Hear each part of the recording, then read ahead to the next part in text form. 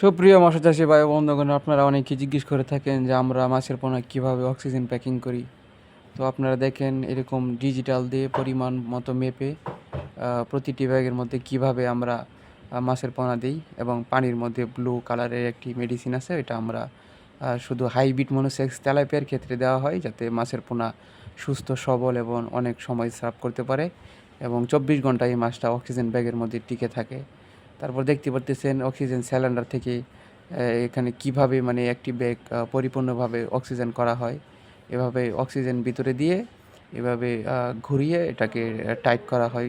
এটাকে অনেকটা শক্ত করে টাইট করে তারপরে এটা রাবার দিয়ে এটা ভালোভাবে আটকিয়ে দেওয়া হয়। এটা 24 ঘন্টার ভিতরে আপনি কিছুই হবে না, মাছের পোনা কিছুই হবে না। মানে এই রাবার আপনি খুলতে পারবেন না, এটা ওখানে গিয়ে দা দিয়ে কেটে ছাড়তে হবে। বা একটি ব্যাগের রাবার খুলতে গেলেও আপনার মনে করেন যে 3 মিনিটের সময় বা 2 মিনিট সময় চলে যাবে, এত টাইট করে দেওয়া হয় আর কি।